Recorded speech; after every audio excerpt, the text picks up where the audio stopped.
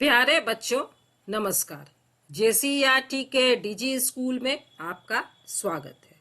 मैं अनुपमा आज आप लोगों के साथ आप लोगों की विज्ञान की पुस्तक विज्ञान एवं प्रौद्योगिकी के अध्याय 16 के पाठ वायु एवं जल प्रदूषण एयर एंड वाटर पॉल्यूशन पर चर्चा करूंगी। बच्चों, यह इस पाठ का दूसरा वीडियो है और आज इस भाग में हम लोग जानेंगे अम्ल वर्षा क्या है तथा अम्ल वर्षा के क्या दुष्प्रभाव होते हैं, विश्वतापन किसे कहते हैं, हरितगृह प्रभाव के फायदे और नुकसान क्या क्या है। साथ ही हम लोग वायु प्रदूषण पर नियंत्रण के उपायों पर भी चर्चा करेंगे। तो चलिए शुरू करते हैं। सबसे पहले हम लोग जानते हैं कि अम्ल वर्षा एसिड रेन किसे कहा जाता है। वायु प्रदूषण के कारण वायुमंडल में उपस्थित सल्फर और नाइट्रोजन के ऑक्साइड वायु में उपस्थित जलवाष्प से प्रतिक्रिया करके क्रमशः गंधकाम्ल और नाइट्रिक अम्ल का निर्माण करते हैं। सल्फर डाइऑक्साइड ऑक्सीजन के साथ मिलकर सल्फर ट्राइऑक्साइड बनाता है और यह सल्फर ट्राइऑक्साइड जल के साथ मिलकर सल्फ्यूरिक अम्ल का निर्माण करता है। इसी तरह नाइट्रोजन मोनोऑक्साइड ऑक्सीजन के साथ मिलकर नाइट्रोजन डाइऑक्साइड बनाता है और नाइट्रोजन डाइऑक्साइड जल के साथ मिलकर नाइट्रिक अम्ल और नाइट्रस अम्ल का निर्माण करता है। ये अम्ल अर्थात कि सल्फ्यूरिक अम्ल, नाइट्रिक अम्ल और नाइट्रस अम्ल वर्षा जल के साथ मिलकर जब धरती पर गिरते हैं तब इन्हें अम्ल वर्षा कहा जाता है। चलिए अब हम लोग देखते हैं कि अम्ल वर्षा का क्या दुष्प्रभाव होता है। झीलों और नदियों के पानी में जब अम्लीय वर्षा से वर्षा पानी मिल जाता है तो वहां जलीय जीवन की कोई गुंजाइश नहीं बचती।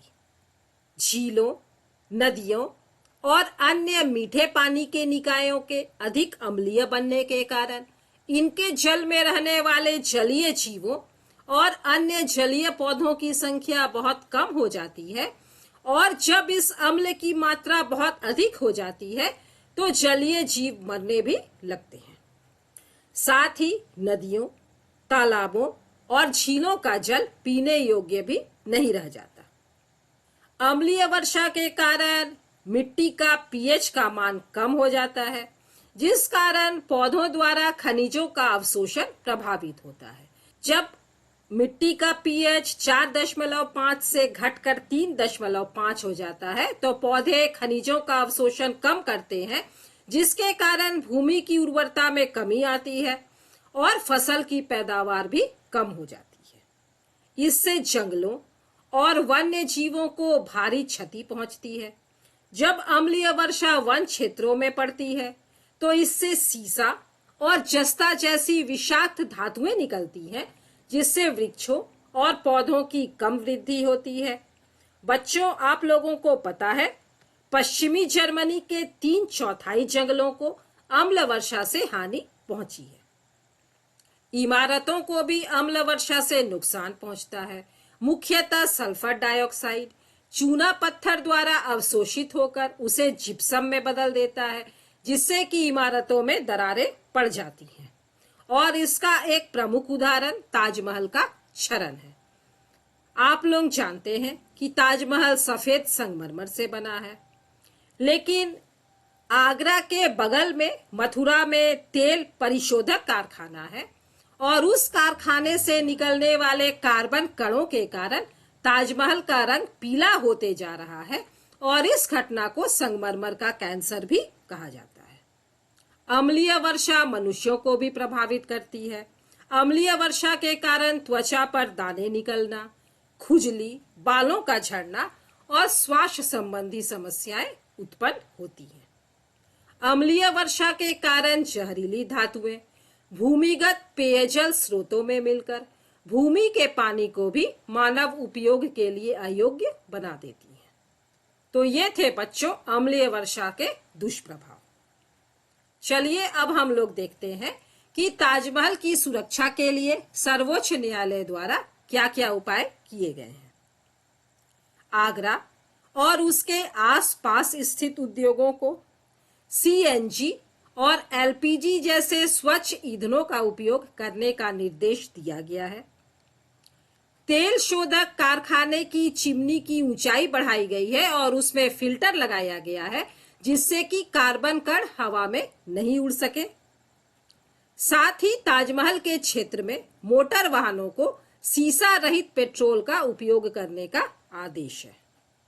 अब हम लोग देखते हैं कि हरित गृह प्रभाव, पौधा घर का प्रभाव, ग्रीन हाउस इफेक्ट किसे कहा जाता है। ठंडे स्थानों में पौधों की वृद्धि कराने के लिए खेतों या बगीचों में कांच के घर बनाए जाते हैं जिन्हें कि हरित गृह, ग्रीन हाउस कहा जाता है। हरित गृह में हम देखते हैं कि सूर्य की ऊष्मा इसमें प्रवेश करती है पर इससे बाहर निकल नहीं पाती है और इसीलिए हरित गृह गर्म रहता है और इसके अंदर पौधों की वृद्धि बहुत ही अच्छी प्रकार से होती है। पृथ्वी का वायुमंडल भी हरित गृह की तरह कार्य करता है। सूर्य से आने वाले विकिरण का लगभग 40% धरती के वातावरण तक पहुंचने से पहले ही अंतरिक्ष में लौट जाता है। 15% वातावरण में अवशोषित हो जाता है और शेष 45% विकिरण ही पृथ्वी के धरातल तक पहुंच पाता है और पृथ्वी की सतह को गर्म कर देता है। पृथ्वी की सतह गर्म होने के बाद मुख्यतः लंबी तरंग लंबाई वाली अवरक्त विकिरणों को उत्सर्जित करती है। ये विकिरणें ग्रीन हाउस गैसों कार्बन डाइऑक्साइड, मीथेन आदि के आवरण को पार नहीं कर पाती हैं और उनसे परावर्तित होकर पुनः पृथ्वी की ओर लौट आती हैं। ये रुकी हुई किरणें पृथ्वी के तापमान को बढ़ा देती हैं और इसी प्रभाव को हरित गृह प्रभाव या पौधा घर प्रभाव कहा जाता है। इस प्रभाव के लिए मुख्यतः कार्बन डाइऑक्साइड गैस उत्तरदायी है। मीथेन, नाइट्रस ऑक्साइड, क्लोरोफ्लोरोकार्बन और जलवाष्प जैसी अन्य गैसें भी इस प्रभाव में योगदान करती हैं और इसीलिए कार्बन डाइऑक्साइड की तरह मीथेन, नाइट्रस ऑक्साइड, क्लोरोफ्लोरोकार्बन, जलवाष्प जैसी गैसों को पौधा घर गैसें कहा जाता है। चलिए अब हम लोग विश्व तापमान, विश्व उष्णन, ग्लोबल वार्मिंग के बारे में जानते हैं। बच्चों, आप लोगों को पता है कि कार्बन डाइऑक्साइड वायु का एक घटक है और वायु में इसकी मात्रा 0.03% निश्चित है। परंतु यदि वायु में कार्बन डाइऑक्साइड की मात्रा बढ़ जाए तो यह प्रदूषक की भांति कार्य करता है। तो अब आपके मन में यह प्रश्न आ रहा होगा कि वायुमंडल में कार्बन डाइऑक्साइड की मात्रा कैसे बढ़ती है और इसका आधिक्य कैसे हो जाता है। चलिए हम लोग देखते हैं। एक ओर तो मानवीय क्रियाकलापों के कारण निरंतर कार्बन डाइऑक्साइड वातावरण में मोचित हो रही है। कौन कौन से मानवीय क्रियाकलाप? जीवाश्म ईंधनों का अपूर्ण दहन, कारखानों से निकलने वाली गैसें, ताप विद्युत संयंत्रों से निकलने वाले गैसें या मानवीय भूलों के कारण जंगलों में लगने वाली आग, ये सभी वातावरण में कार्बन डाइऑक्साइड की मात्रा को बढ़ा देती हैं। दूसरी ओर वन क्षेत्र घट रहा है। पौधे प्रकाश संश्लेषण के लिए वायुमंडल से कार्बन डाइऑक्साइड का उपयोग करते हैं। इस कारण वायु में कार्बन डाइऑक्साइड की मात्रा कम हो जाती है। वनोन्मूलन के कारण, मतलब जंगलों के कटने के कारण वायु में कार्बन डाइऑक्साइड की मात्रा बढ़ जाती है क्योंकि कार्बन डाइऑक्साइड की खपत करने वाले वृक्षों की संख्या घट जाती है। इस प्रकार मानवीय क्रियाकलाप वायुमंडल में कार्बन डाइऑक्साइड की वृद्धि में योगदान देते हैं। कार्बन डाइऑक्साइड ऊष्मा को रोक लेती है और उसे वायुमंडल में नहीं जाने देती। इससे वायुमंडल के औसत तापमान में लगातार वृद्धि हो रही है। पृथ्वी के तापमान में होने वाली इस वृद्धि को ही विश्वतापन अथवा विश्व उष्णन कहा जाता है और इसे ग्लोबल वार्मिंग की संज्ञा सर्वप्रथम ब्रिटिश पर्यावरणविद वॉलिस बॉयकर ने 1970 के दशक में प्रदान की थी। विश्व उष्णन एक गंभीर संकट है। आइए देखते हैं कैसे। विश्व उष्णन के कारण हिमनद पिघलने लगे हैं। हिमनद पिघल करके पानी बन रहा है। यह पानी समुद्रों में जाकर समुद्रों के जल स्तर को बढ़ा रहा है, जिसके कारण समुद्र के तटीय शहरों के जलमग्न होने का खतरा उत्पन्न हो गया है। साथ ही नदियों और समुद्रों के जल स्तर के बढ़ने के कारण बाढ़ का खतरा भी उत्पन्न हो गया है। पृथ्वी के तापमान में वृद्धि के कारण जो जंतु, पौधे या सूक्ष्म जीव की प्रजातियां कम तापमान पर रहने के लिए अनुकूलित है, उन प्रजातियों के विलुप्त होने की संभावना बढ़ गई है। साथ ही पृथ्वी पर गर्मी में बढ़ोतरी के कारण सूखे की संभावना बढ़ गई है और जलवायु में परिवर्तन भी बहुत अधिक हो रहे हैं। ये सभी कुप्रभाव गत शताब्दी में पृथ्वी के तापमान में मात्र 0.5 डिग्री सेल्सियस की वृद्धि से ही उत्पन्न हुए हैं। चलिए अब हम लोग पौधाघर प्रभाव के फायदे और नुकसान के बारे में जानते हैं। सामान्यतः पौधाघर प्रभाव पृथ्वी पर जीवन के संरक्षण के लिए आवश्यक है। अगर यह न हो तो पृथ्वी का तापमान -15 डिग्री सेल्सियस तक चला जाएगा, मतलब पृथ्वी पर शीतकाल आ जाएगा।